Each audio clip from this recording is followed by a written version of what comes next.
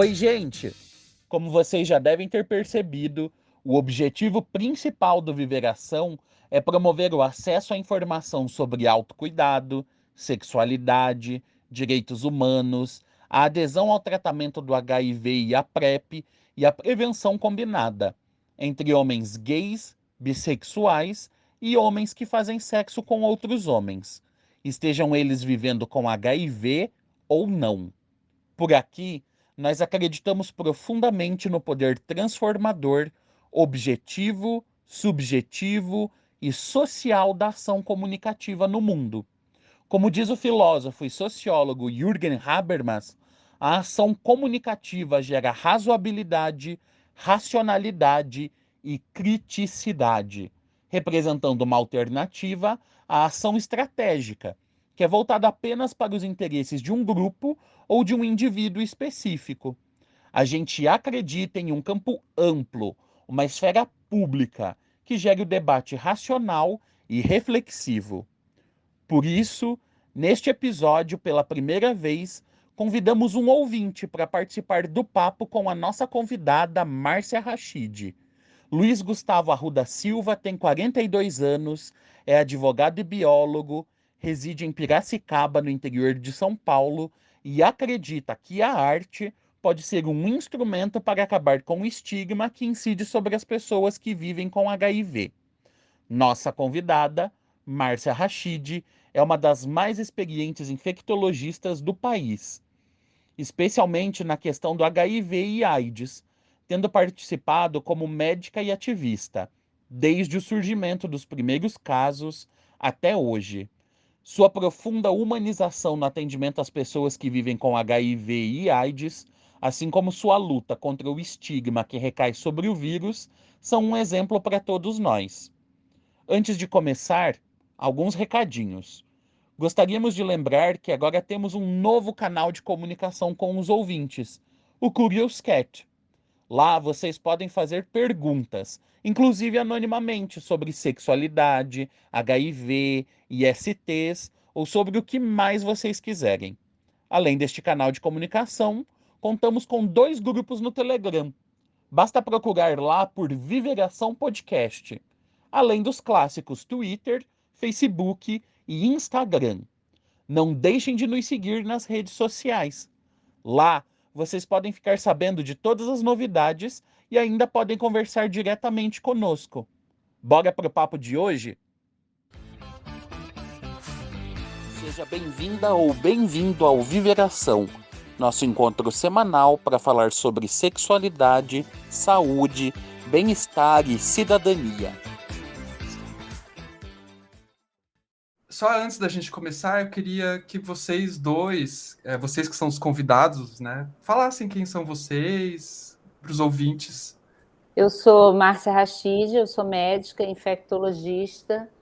Eu terminei a universidade em 1982, mas a partir de 1984 eu comecei a atender pessoas que vivem com HIV, sendo que naquela época não tinha teste no Brasil, então evidentemente não se sabia que as pessoas tinham confirmadamente o vírus, mas foi importante porque a relação com o paciente se tornou diferente exatamente por isso, porque era completamente desconhecida a doença e a maneira de lidar com aquela doença nova fez com que cada um de nós se envolvesse com a questão e então essa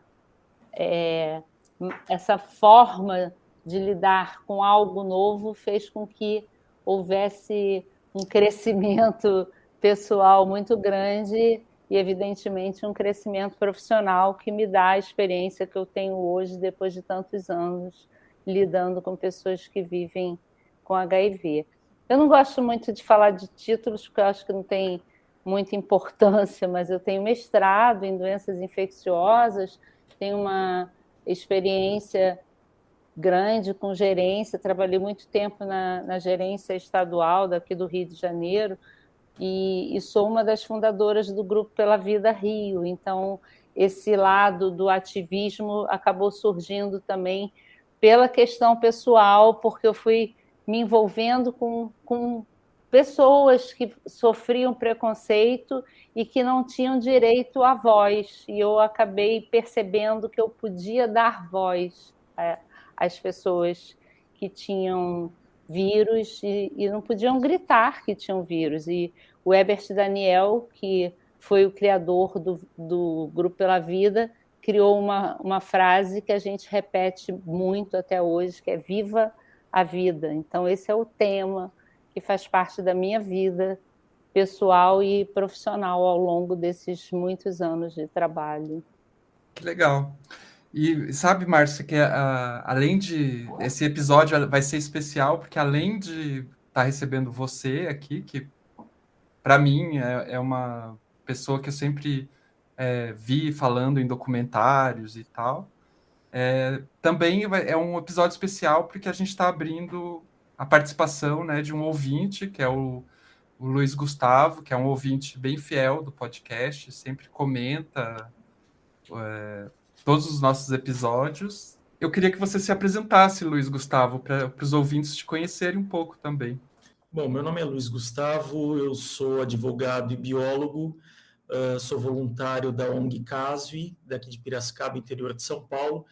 Eu tenho um pequeno blog chamado Livros e Artivismo, porque eu acho que a arte ela serve como instrumento para lutar, para diminuir o máximo possível o estigma que ainda recai sobre as pessoas que vivem com HIV/AIDS.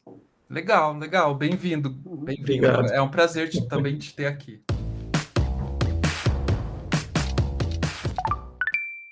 Márcia, eu li o seu livro Sentença de Vida e eu também concordo, você falou agora há pouco, né, que ele fala muito de superação, de fome de viver, mas ele fala também da humanização, do atendimento integral de saúde, né? Uhum.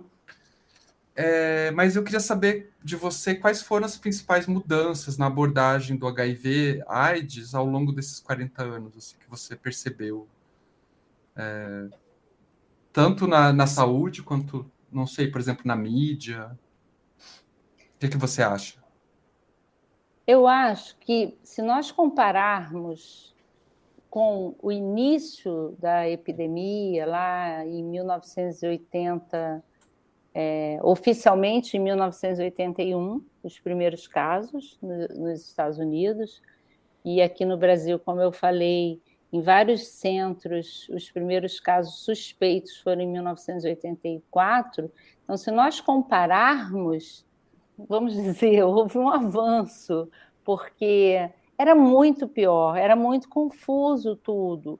E uma das histórias que eu conto, eu contei de uma forma bem suave, mas era pior do que está escrita, porque alguns colegas não atendiam os pacientes, algumas pessoas não passavam no corredor do ambulatório onde nós prestávamos assistência. Então, o preconceito ele era muito grande. Só para dar uma ideia de tempo, em 1983, quando o vírus foi descoberto e foi identificado, foi descrito direitinho, com todas as características, já estava comprovado que o vírus era transmitido das formas que nós sabemos até hoje. Então, o vírus transmitido pelo sangue, por relação sexual. Em nenhum momento, vamos voltar então lá em 84, em nenhum momento se achava que o vírus passava pela cadeira, que o vírus passava pelo copo, que o vírus passava pelo talher, mas, lamentavelmente, isso ficou na cabeça das pessoas, no imaginário das pessoas, e foi se criando um preconceito tão grande, uma discriminação tão absurda, que isso muitas vezes persiste até hoje. Então, dificilmente nós vamos ver hoje uma pessoa que diz assim, não senta nessa cadeira porque sentou aí uma pessoa com HIV. Isso dificilmente vai acontecer hoje. Porém, só para vocês terem uma noção, ontem alguém que eu não sei quem é, que estava dizendo para mim assim, eu duvido dessa história de indetectável é igual a intransmissível. Aí eu falei, você pode escolher o que você quer acreditar. Infelizmente, é uma realidade. O que eu tenho a dizer é que está comprovado que quem tem carga indetectável não transmite o vírus por contato sexual, pode ter seus filhos, pode ter relação sexual com uma mulher que não tem vírus e ela vai engravidar e não vai transmitir vírus porque ela não vai ser infectada, essa pessoa não transmite pelo sangue, ela não vai transmitir de nenhuma maneira. Agora, se você não quer acreditar, se você me responde, se você puxa um assunto comigo, sabendo que eu sou médica infectologista, e era tipo assim, quase 1h da manhã. Então, se você puxa um assunto comigo e você insiste em dizer eu sou reticente com essa informação, então imagine o que foi nos anos 80 e 90, né? Eu estou falando porque até 96 não tinha medicamento. Nós tivemos AZT, DDI, DDC, que certamente vocês nem nunca ouviram falar, porque o DDC sumiu muito rápido. Ele apareceu em 92, mas era um remédio bastante tóxico. Então, se não tinha nem remédio que realmente tratava o vírus até 96, imagina lidar com tudo isso na cabeça das pessoas. Então, eu costumo dizer que o desconhecido provoca reações inimagináveis. A pessoa ela decide qual é a reação que ela quer ter. A partir do momento que ela se informa e ela deveria acreditar na ciência, ela deveria acreditar no caminho mais correto, e, lamentavelmente, não é sempre assim. Vídeo que a gente está passando hoje, com uma nova pandemia, nós deveríamos vencer as informações incorretas, nós deveríamos vencer o preconceito, que o preconceito ele vem da desinformação. Então, por que tem tanto preconceito? Aí, claro, eu tenho que fazer uma parte, que é o seguinte: se vocês falarem assim, mas qual é a grande diferença em relação a toda e qualquer outra epidemia? Porque a infecção pelo HIV, ela tem características que ela acaba favorecendo essa situação de que algumas pessoas podem realmente se infectar mais do que outras. E, com isso, ela estigmatiza determinadas pessoas. Então, quando a gente diz que existe um grupo, e aí, por que a gente parou de falar em grupo de risco? Porque o termo está errado? Não, porque é um termo estigmatizante. O termo técnico, na medicina, ele está correto, porque são pessoas que têm maior risco para isso ou para aquilo. Mas, quando você usa um termo desse e você rotula pessoas, indiretamente você está discriminando pessoas. Então, é muito delicado, porque lá naquela época eram verdadeiros absurdos de pessoas colocando roupas na água sanitária, como eu já contei isso, e não é uma fantasia, foi real. A irmã de um paciente meu colocou as roupas todas na água sanitária. As pessoas separavam copos, talheres e todas as outras coisas. Mas hoje a gente já não vê isso em relação ao HIV, mas você continua vendo pessoas que vivem com HIV sendo maltratadas, sendo discriminadas, sendo rotuladas, sendo desrespeitadas. Então, existe uma característica da infecção pelo HIV, que é ter essa relação muito forte com sexualidade, com esse estigma ligado a questões sexuais. Aí, se houver tempo para explicar, tem várias razões para isso. São fatores diversos, como aconteceu em outras infecções, em outras pandemias, que tinha a ver com alguma outra situação, como agora na Covid a gente viu outras situações. Então, o problema da infecção pelo HIV é que a relação com sexualidade é muito forte, e aí faz com que as pessoas sejam rotuladas como corresponsáveis pela infecção. Isso é muito perigoso. e a chegada justamente da terapia antirretroviral de alto impacto, né, em 96, ela gerou o que se chamou de efeito Lázaro, né? Como foi presenciar isso? Ai, foi assim, pelo menos da minha parte, eu passei algumas cenas muito difíceis e muito doídas, porque eu era muito jovem, eu me formei muito jovem, numa época em que não era comum terminar a universidade de medicina, especialmente com 23 anos. Então, eu sentia muito aquelas perdas, tinha um impacto muito grande na minha vida. E eu me lembro de cenas de eu ir encostada na parede assim do hospital e dizendo: não aguento mais, eu não aguentava mais, eu não gosto nem de falar, porque eu revivo essas cenas. E aí eu me lembro de uma situação que eu disse assim: eu tenho que ver isso ter solução, não é possível.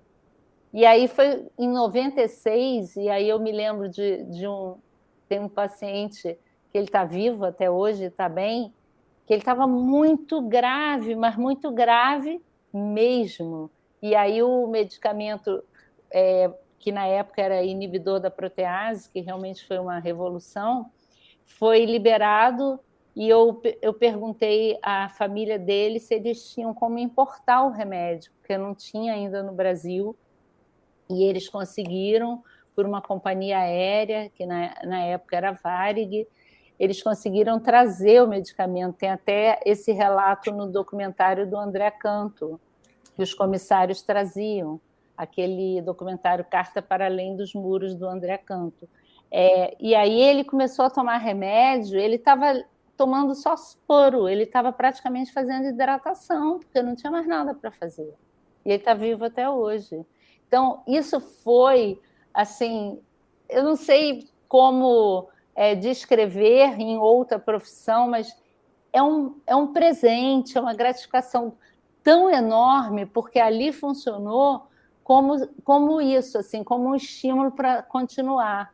E eu recebo muito essas frases, assim, não desista nunca, de algumas pessoas que leram o meu livro, porque uma das histórias é essa, né? Que um paciente diz: eu estou fazendo isso por você, para você não desistir. Isso lá em 87, parecia que ele estava prevendo, e estava, porque ele sabia que eu ia passar por isso muitas vezes, e ele era mais velho do que eu, quer dizer, pouco, a diferença é pequena, mas ele era mais velho do que eu, e aí ele fala: eu estou fazendo isso para você não desistir, para você lembrar quando der vontade de desistir, para você não jogar a toalha.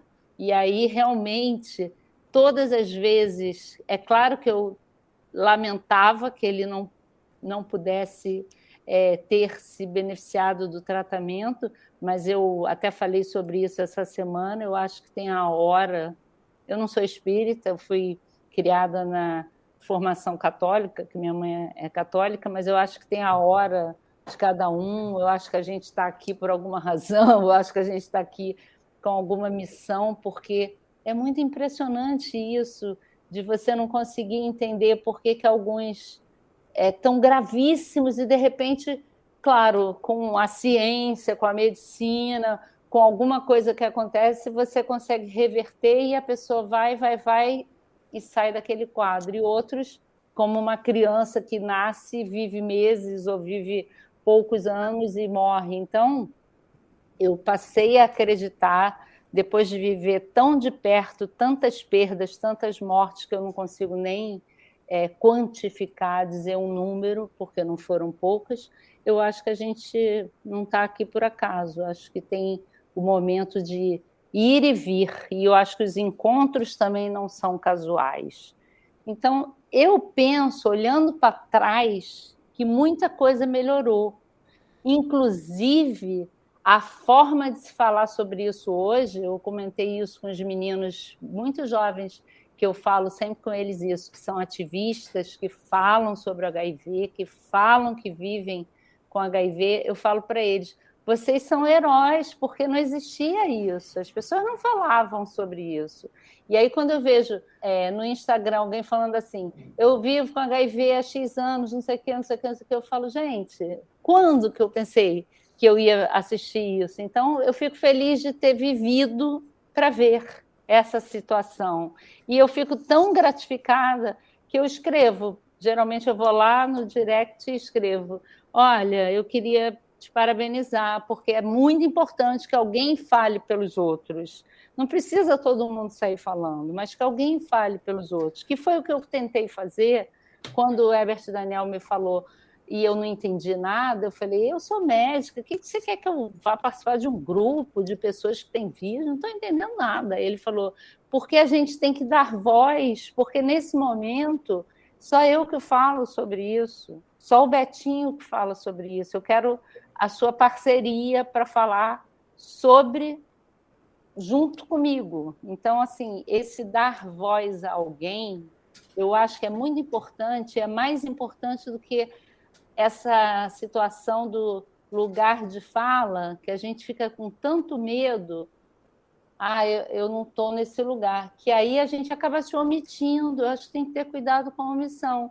Então, eu aprendi isso com o Herbert Daniel e, mais recentemente, também numa situação que eu fui convidada para dar uma aula sobre saúde integral de pessoas trans e eu fiquei super preocupada. Eu falei: gente, como é que eu vou dar aula sobre pessoas trans? Aí eu fui conversar com uma pessoa trans e ela falou assim: Márcia, você é técnica, você é uma médica, você vai falar para pessoas que sequer estão preocupadas que existam pessoas trans. Muitas vezes um médico nem respeita o nome social, então a gente quer mais é que existam pessoas como você que se preocupam com o dar voz a quem não necessariamente encontra esse espaço de ter voz, para ter voz. Então, eu acho que o tempo foi passando e as coisas, por um lado, melhoraram, mas, evidentemente, tem muita coisa ainda no meio do caminho para ser mudada, tem retrocessos que aconteceram, mas olhando para vocês que são pessoas jovens, eu acho que talvez fique difícil ter essa visão do olhar para trás e perceber que tem sucesso, porque tem sucesso, comparando com o momento que eu vivenciei toda aquela epidemia de uma forma tão dolorosa, tão doída.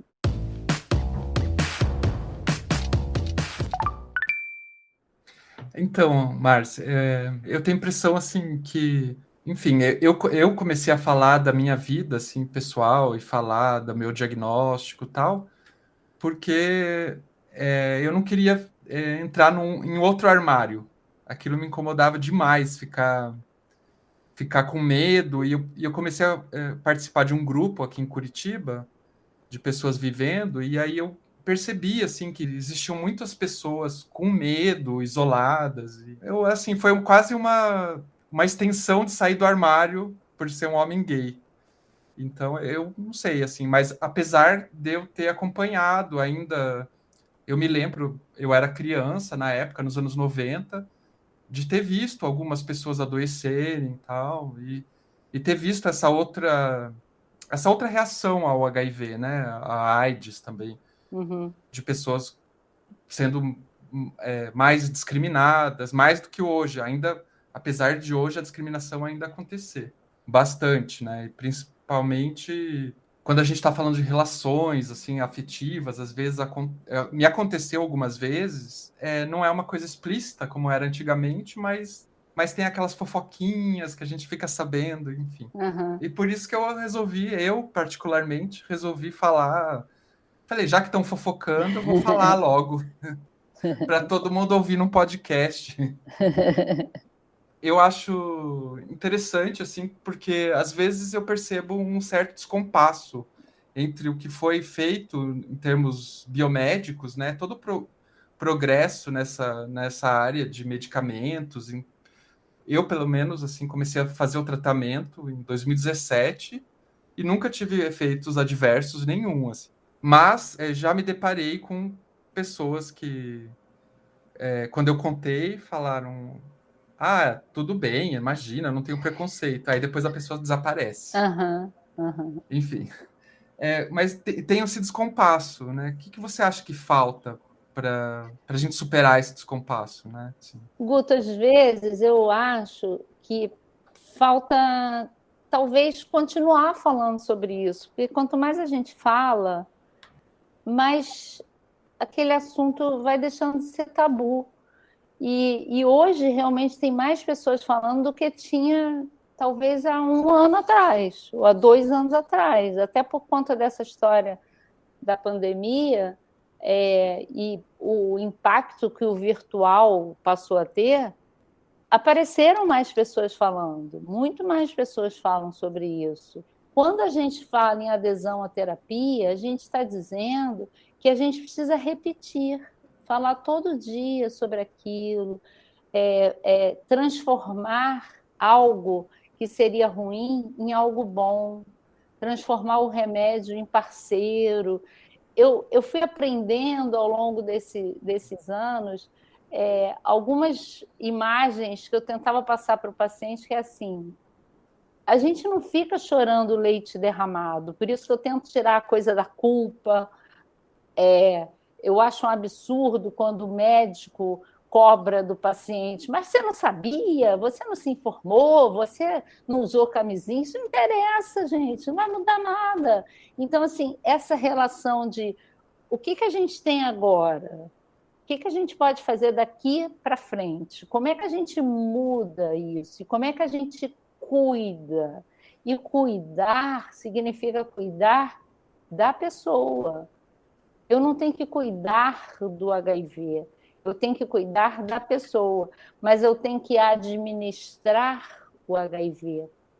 Aí eu costumo dizer que é como se fosse pegar o HIV e colocar numa folha, deixa ele lá, você tem que só administrar, você passa a tomar conta dele, porque o vírus não sabe que você existe, mas a partir do momento que você sabe que ele existe, você ganha dele, porque você administra o vírus. E aí ele deixa de tomar conta de você, você que toma conta dele. E aí o sucesso é enorme. A chance de sucesso é praticamente garantida. Tem gente que eu trato há 30 anos. Hoje eu falei com um paciente que é meu paciente desde 1986. Então, isso é muito importante, porque a pessoa lá naquela época que não tinha tratamento, não tinha perspectiva e não tinha nem como saber se ia adoecer ou não, ela brinca comigo e fala assim, não, que eu fiz um trato com vírus. Se ele me matar, é a história que está no meu livro. Está no livro, né? Eu ia comentar justamente. Ele fala, e é real, porque ele fala, na época eu me lembro que eu ri. Eu falei, como é que é essa história? Ele falou assim, Márcia, o vírus para ficar vivo, eu tenho que estar vivo, não é assim? Porque ele não vive na minha célula. Eu falo, é assim mesmo. Eu falei assim, então, eu fiz um trato com ele, eu tenho que ficar vivo para ele também continuar vivo. A gente fez um trato e assim a gente vai seguindo. E é literalmente isso, porque a partir do momento que a pessoa faz um trato de paz, ela vive em paz com a situação, ela para de se culpar, de se cobrar. Quando eu peguei, de quem eu peguei, por que eu peguei? E há poucos dias eu atendi uma pessoa que é profissional de saúde, eu não aceito que eu, como profissional de saúde, me infectei. Eu falo, meu amor, você é gente. Você é uma pessoa, você se expôs porque você teve relação sexual como qualquer outra pessoa. Então, essa situação do cuidar, eu acho que é uma imagem que é muito importante, porque você separa gente de vírus. E aí você passa a cuidar de si próprio, que é o que eu tento mostrar, que é o autocuidado. Se você fala sobre aquele assunto, você vai desmistificando.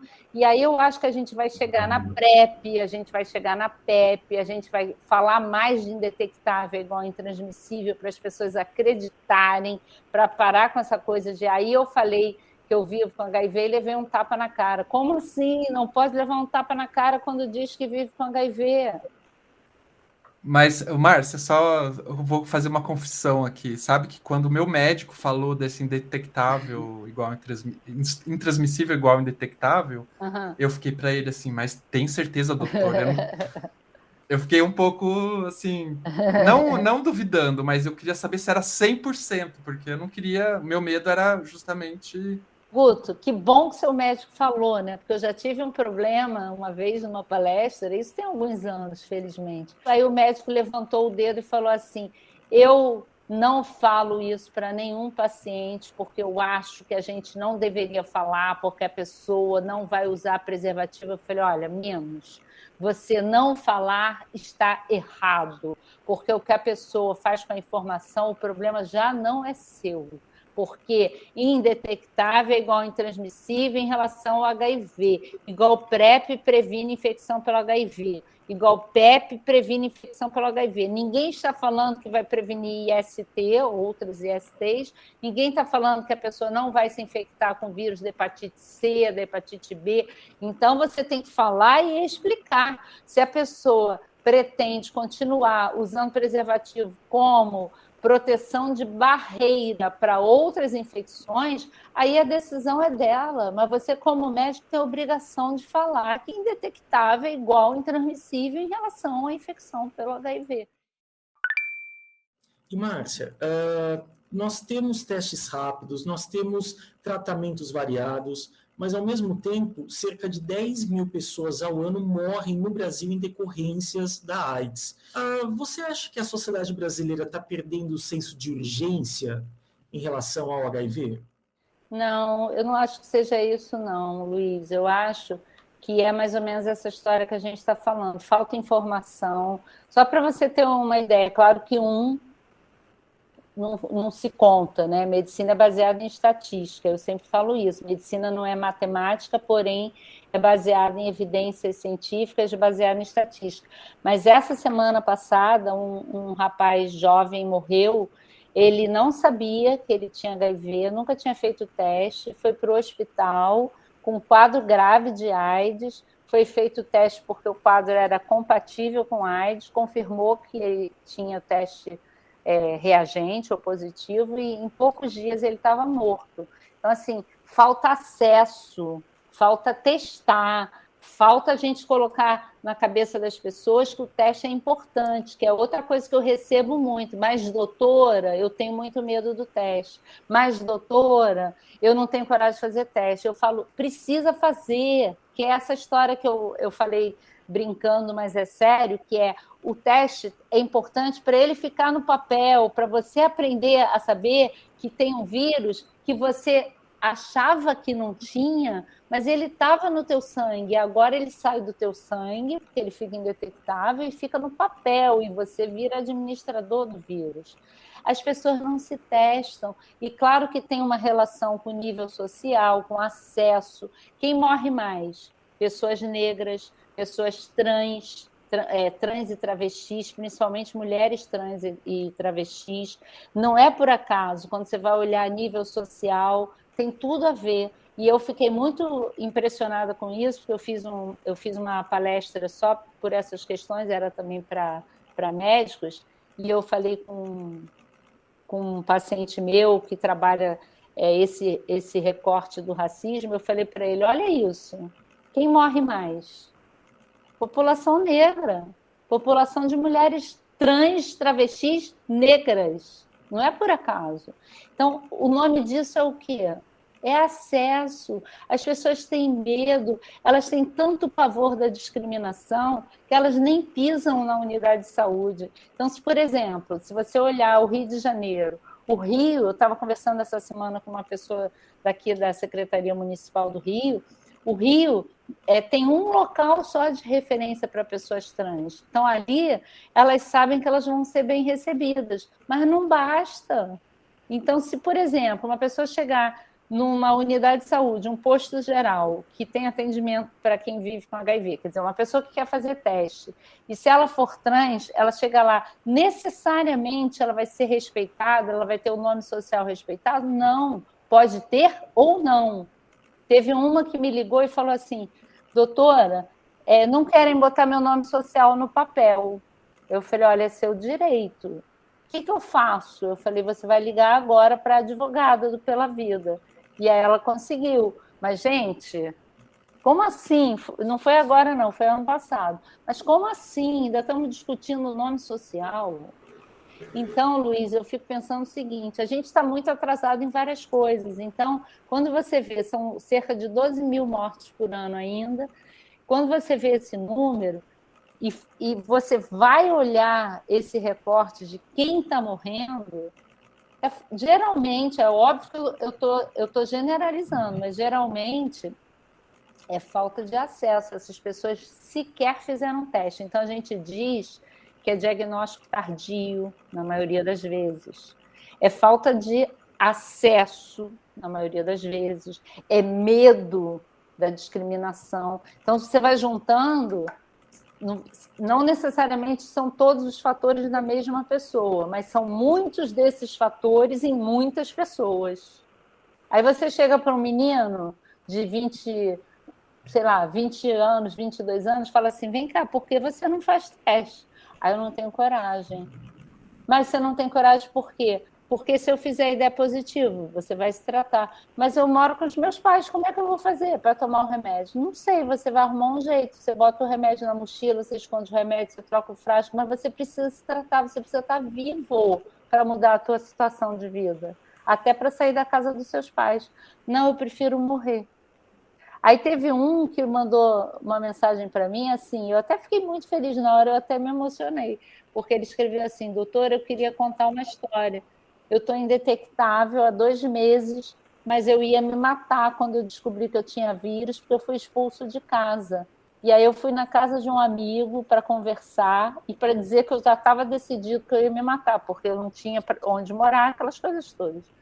E aí ele falou, antes de você se matar, você lê esse livro.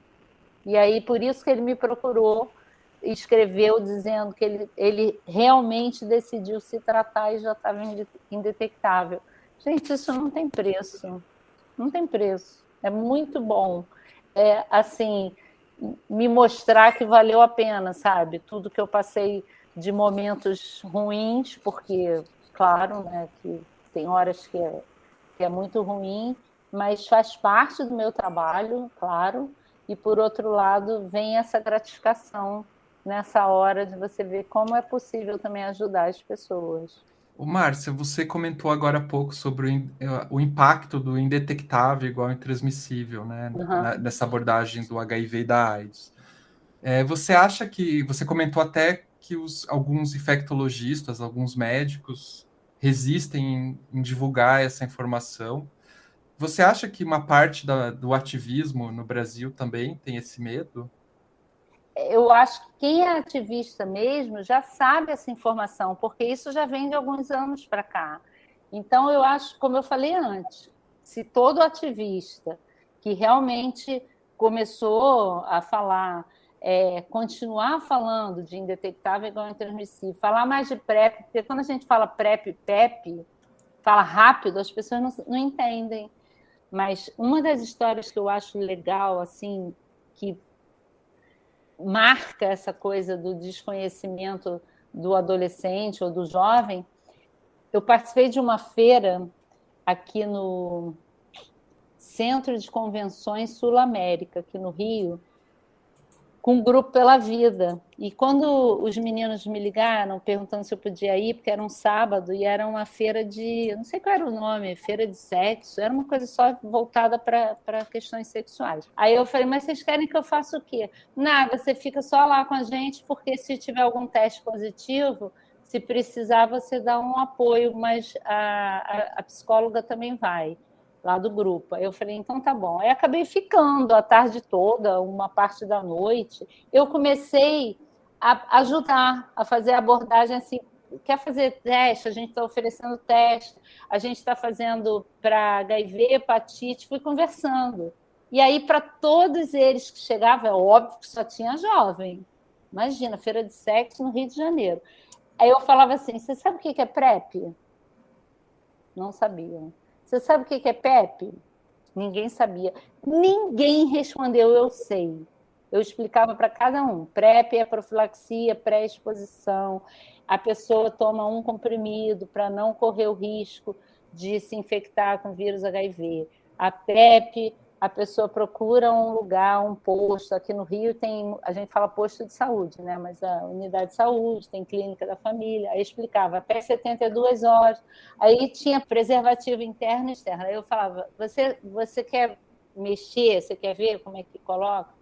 Ai, não, tenho vergonha. Eu falei, não pode mexer, porque aí as meninas são mais afoitas, né? Os meninos ficam mais acanhados. Aí as meninas vinham, aí mexiam, colocavam os preservativos e aí se interessavam mais pelo assunto. E aí entravam, quem queria fazer teste entrava na fila para fazer testagem. Mas o que eu ficava muito impressionada é que eu perguntava assim, você tomou vacina para hepatite A? E nem sabia que existia. Você tomou vacina para hepatite B? Acho que não.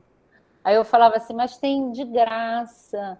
É muito louco isso, porque você fala de vacina de hepatite A e B, a pessoa não ouviu falar. Aí eu falava, vacina de HPV, não sabiam que existia. Então você está numa feira de sexo, oferecendo testagem, e as pessoas, adolescentes e jovens, não sabem. Claro que tinha que ter mais de 18 anos para entrar na feira, mas assim, não sabem nem se tomaram vacina de hepatite A, B e HPV, e a maioria não conhecia, assim, conhecer pelo menos, de saber explicar o que era PrEP e PEP, eu acho que realmente nunca tinham ouvido falar, e não tinham essa intimidade com os preservativos internos e externos. É lamentável, porque... E eu estou falando de a entrada da feira, claro que a gente não estava pagando, porque a gente estava ali trabalhando, mas a entrada não era barata, então você pega classe média. Isso aí demonstra uma falta de educação sexual, né? Exato, né? Falta o básico. E aí a gente está num momento que não se discute educação sexual nas escolas, não pode isso, não pode aquilo. Porque educação sexual, nesse caso, seria falar de vacina, falar das tecnologias, né, que a gente tem hoje, falar da prevenção combinada, falar do I igual a I. Né? Não precisa ser só falar de sexo. Se a escola tem uma visão mais conservadora, a gente podia pelo menos falar dessas tecnologias. Não está falando de sexo, nem de sexualidade, nem de identidade de gênero, está falando de vacina.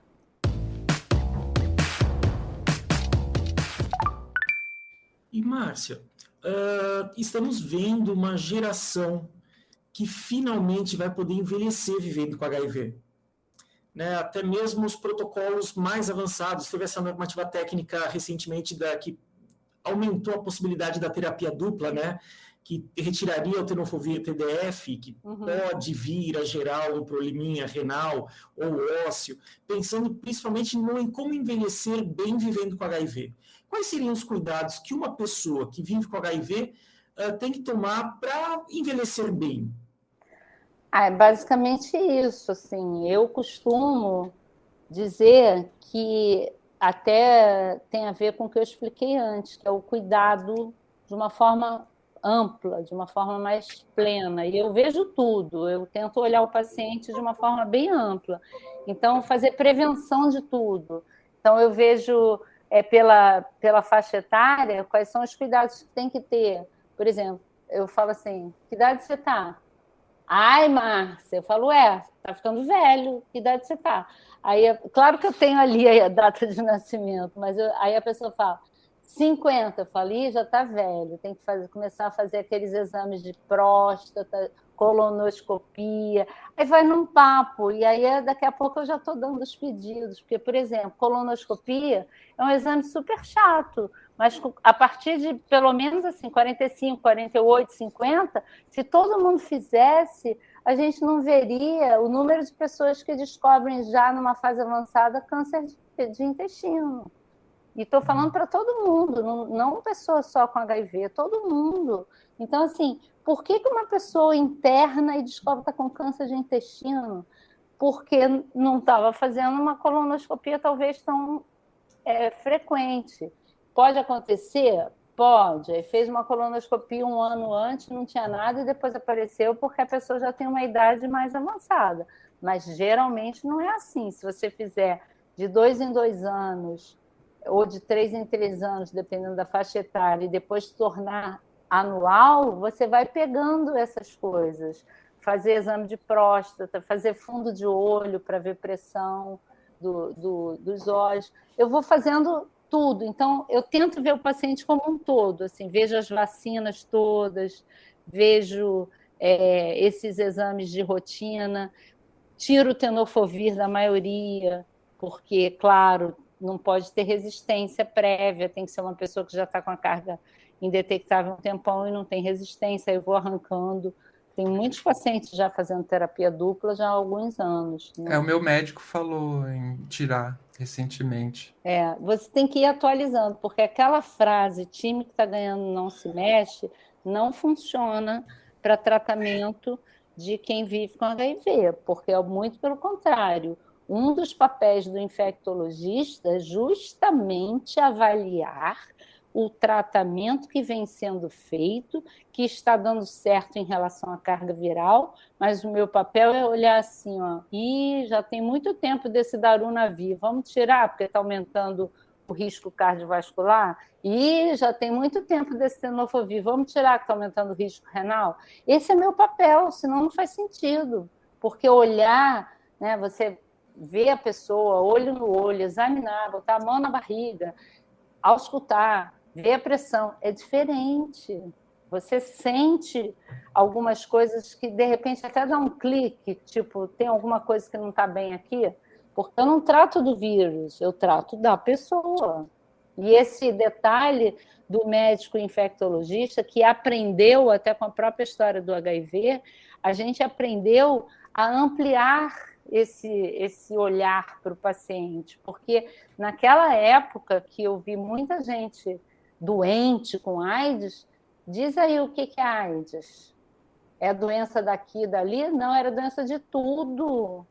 A gente via pessoas com todas as infecções de diferentes órgãos, de diferentes sistemas na mesma pessoa. Então, isso acabou... Claro que eu tinha uma vantagem, que eu era professora de semiologia, então eu já tinha uma visão ampla do paciente, mas você ter esse olhar global é muito bacana, porque você acaba também priorizando as profilaxias, os cuidados, você fazer essa história do diagnóstico precoce, não só em relação ao teste que a gente falou antes, mas em relação ao diagnóstico de outras doenças. Eu tenho os pacientes velhinhos, pacientes homens e mulheres de 80 anos, de 80 e tantos. É uma loucura isso. E são pessoas que eu trato há 20, 30 anos. É muito bacana, né? Eu acho legal, Márcia, na tua fala, assim, essa abordagem humanista, assim, de humanizar o cuidado. Apesar de você sendo médica, mesmo assim, você não esquece esse lado. Talvez, até assim, sendo justo, o meu atual médico, por exemplo, contando, ele sempre me perguntava assim, como que você tá namorando? Ele fazia umas perguntas meio pessoais, assim, e eu falava, que diabo ele quer saber se eu tô namorando? Aí perguntava se meu namorado tava bem, ele tá bem? E aí depois que passou há pouco tempo atrás que eu percebi que essas perguntas, assim, eram uma coisa meio para ver mesmo como é que eu tô no geral, né? Isso é muito legal, assim, eu acho, quando os médicos têm esse olhar, assim, mais... Não, eu acho legal, assim, eu não pergunto, tem coisas que eu não pergunto diretamente, eu deixo a pessoa falar o que ela quer, até porque, como eu não trabalho mais na rede pública, eu já me aposentei da rede pública, eu tenho um tempo muito grande de consulta, eu fico 1 hora e meia, 2 horas, às vezes até passa disso, então dá tempo de conversar. E aí, às vezes, tem umas coisas que a pessoa fala assim, não, lembra daquele namorado meu assim, assim, assim, lembro. Mas não é esse mais não. Aí eu falo, não é possível que você trocou. troquei, aquele não estava dando certo. Eu falei, então me mostra aí o outro para eu tentar registrar aqui na minha cabeça que é outro.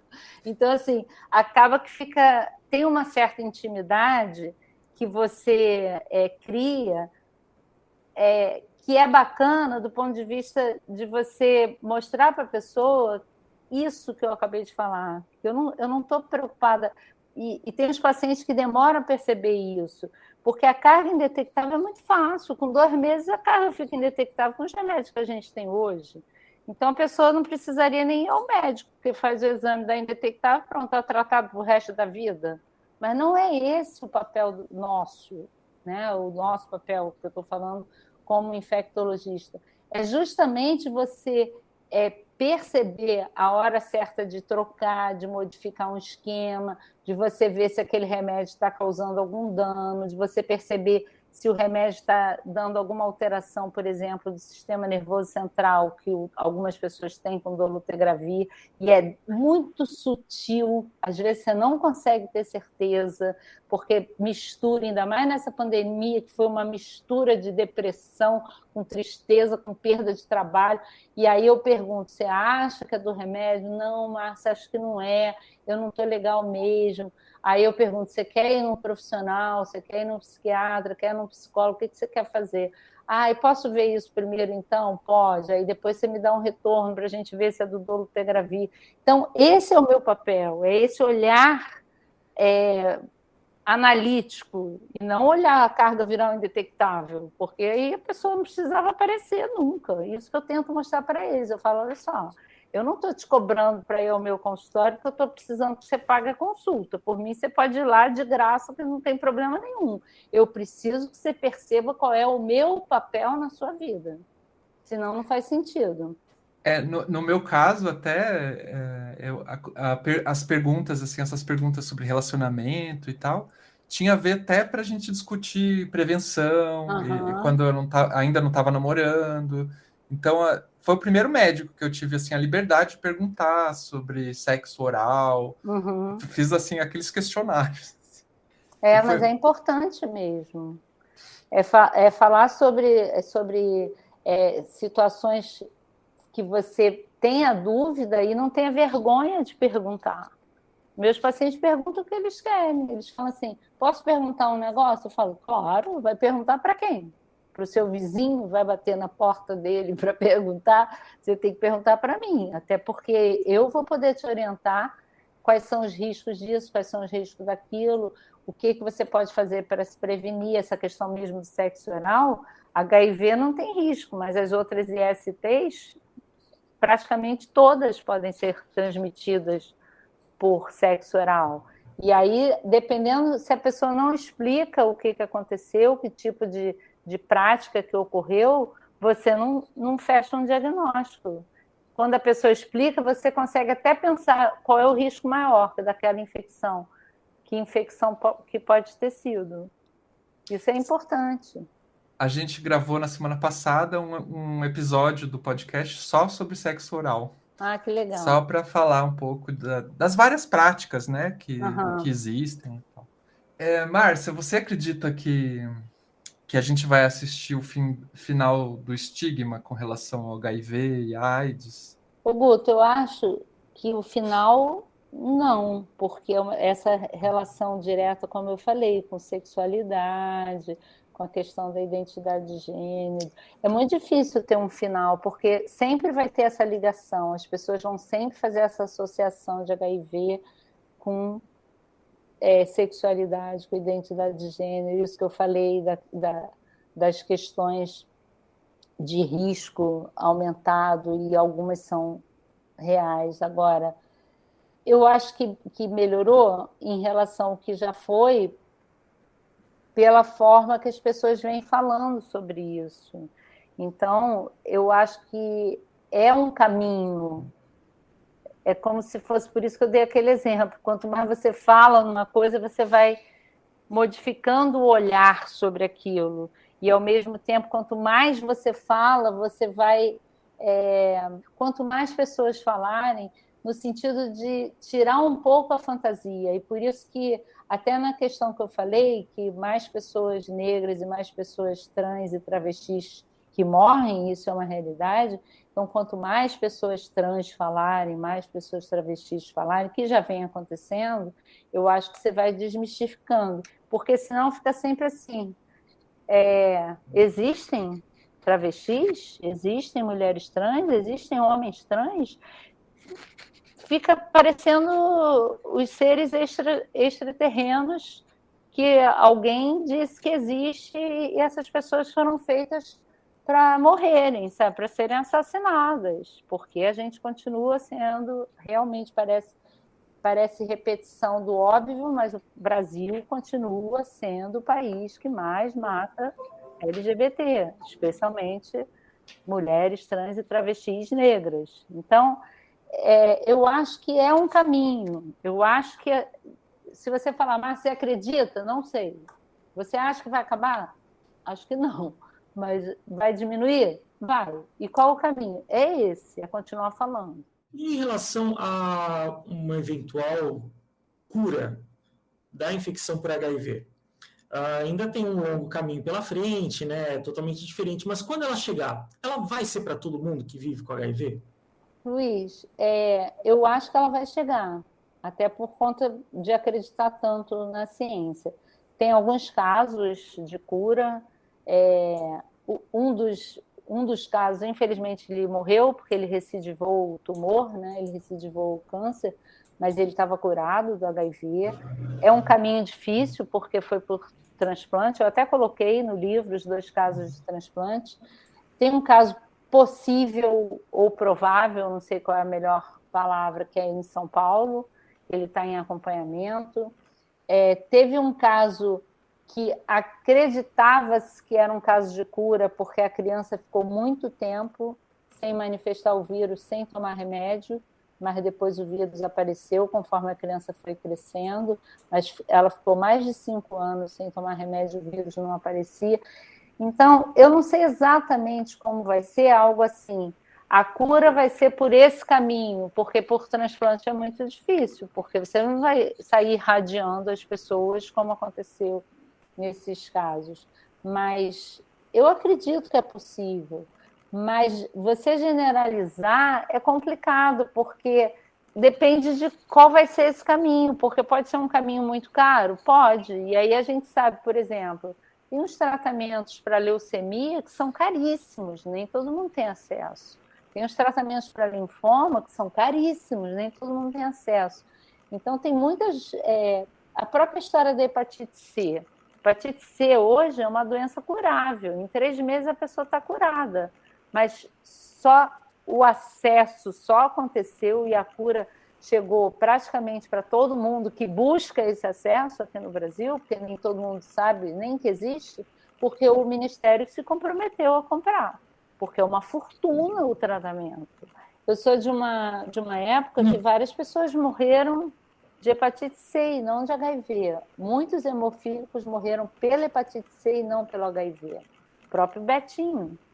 Então, na realidade, esse é um exemplo de cura que, felizmente, eu lembro do momento que a gente pensou assim, o que vai acontecer? Né? O Ministério vai bancar esse tratamento? Porque era carérrimo, e o Ministério bancou. E hoje a gente consegue. É difícil, não é muito fácil, não. Às vezes o caminho é meio truncado. Teve um paciente meu que estava tão demorado aqui no Rio que ele foi a São Paulo para conseguir os remédios. Foi mais rápido, foi antes da pandemia, mas ele foi mais rápido ele ir a São Paulo do que ele esperar receber aqui no Rio. Mas é um exemplo. Se aparecer a cura com medicamento, quanto vai ser esse remédio? Como vai ser? Então, são umas respostas eu tenho dificuldade de dar porque vai ser loucubração, eu vou aqui ficar fantasiando. Tem a questão dos países, né, também, assim, que a gente vê mesmo com a medicação do HIV hoje em dia, né, a gente tem acesso aqui no Brasil, outros países também não tem, oferecem, mas na África, por exemplo, tem vários países que ainda uma coisa que eu falei outro dia, e eu acho que a gente tem que ter essa visão, Se o primeiro caso de AIDS tivesse acontecido em junho de 2021, por exemplo, e não em junho de 1981, a história teria sido outra. A gente não teria tido o número de mortes que nós tivemos, as perdas gigantescas que tivemos, o avanço seria outro, porque a rapidez seria a rapidez que a gente viu agora com a Covid, porque todo mundo fala assim, como é que tem vacina tão rápido? Gente, são 40 anos estudando vacina para HIV, a base é a mesma, é adenovírus. Então, a vacina não foi rápida, são 40 anos estudando vacina. Então, quando alguém fala, eu fico pensando, será que a pessoa tem... Eu não consigo entender como é que os meus pacientes que vivem com HIV desde os anos 90 duvidam da eficácia da vacina, a ponto de agora, né, não perderam a vida com HIV, mesmo tendo tido manifestações de AIDS, e estão perdendo a vida com Covid, porque duvidam da vacina, não conseguem entender que de rápido não teve nada, é só uma questão de momento científico, momento do mundo. Então, nesse momento, se o HIV tivesse surgido em junho de 2021, a gente não teria levado 15 anos para ter terapia antirretroviral, porque o momento científico seria outro. Uhum. Então, qual é a grande diferença em relação aos vírus? Primeiro que o coronavírus é transmitido por via aérea. Então, é a grande diferença. Segundo, ele vai ser autolimitado. Daqui a pouco vai acabar, como todas as grandes epidemias, especialmente com essas formas de transmissão. E hoje a gente ainda tem cerca de 37 milhões de pessoas vivendo com HIV em 40 anos de epidemia. Então, não se comparam, epidemias não se comparam. Se a gente for comparar a epidemia, como algumas pessoas falam, você pode falar sobre a epidemia do HIV e Covid? Olha, eu posso tentar, mas não se compara a epidemia. A gente compara respostas do ser humano à epidemia, porque o ser humano reage com medo, o ser humano reage ao desconhecido com fantasias.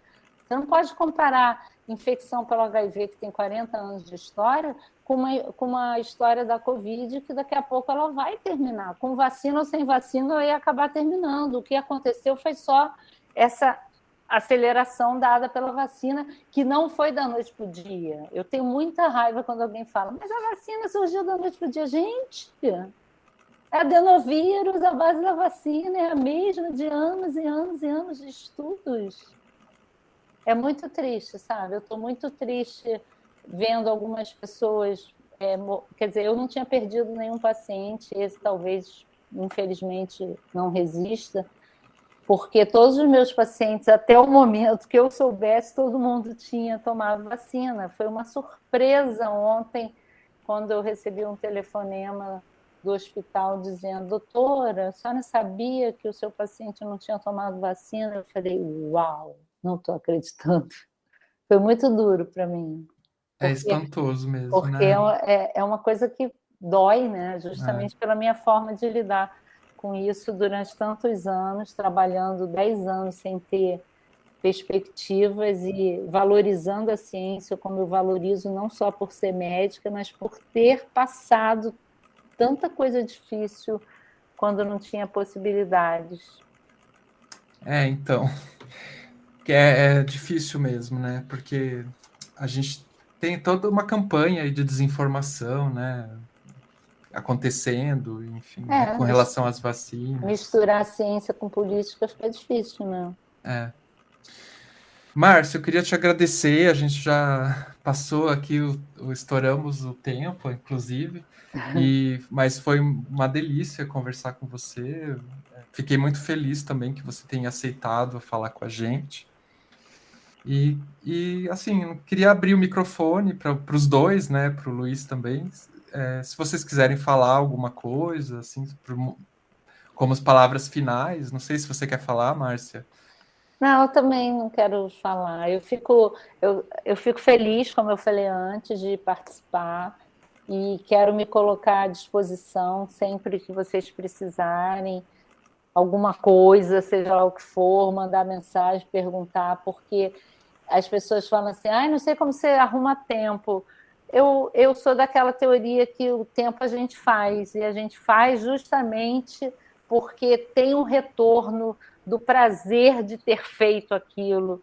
Então, às vezes acontece mesmo, de 1h da manhã eu estou respondendo uma coisa, 2h da manhã, quando eu vejo alguém que está angustiado, e não custa nada, eu vou responder uma coisinha assim, às vezes uma frase, eu vou tirar aquela angústia, eu vou dormir mais feliz. Então, é mais ou menos a minha maneira de ser, de trabalhar, foi sempre assim ao longo desses anos, e eu acho que, como eu falei antes, numa das minhas falas aí, que a minha maior gratificação é o meu próprio trabalho ter trazido tanto retorno ao longo desse tempo, me mostrando que valeu a pena cada dia, cada história, cada pessoa que eu conheci, independentemente do tempo que elas vieram para a minha vida, e mesmo que elas tenham ficado pouco tempo, como elas foram importantes, como elas marcaram. Então, também quero agradecer pela possibilidade de ter trocado essas ideias com vocês, e fico à disposição sempre que vocês precisarem de mim para alguma coisa. Obrigado. Tá bom. Muito obrigado, viu? Espero que o Luiz continue escutando o nosso podcast. E Márcia também, se você, quando tiver um tempinho. Então tá, gente. Muito obrigado. Boa noite. Boa noite. Boa noite. O Viveração é um podcast produzido pela Aliança Nacional LGBTI+. A coordenação geral é de Augusto Mena Barreto, com apoio de Breno Gonçalves na secretaria. A locução de abertura é de Matheus Freitas, com edição e mixagem de Guilherme Muniz e gestão de redes sociais por Alisson Souza. Se você tem dúvidas ou quer fazer um comentário ou sugestão, é só entrar em contato com a gente no Twitter, Instagram ou interagir com a gente no grupo do Telegram. É só procurar por Viveração em todas as redes. As fontes e recomendações feitas ao longo dos episódios, assim como as músicas de trilha, estão na descrição. Até o próximo episódio.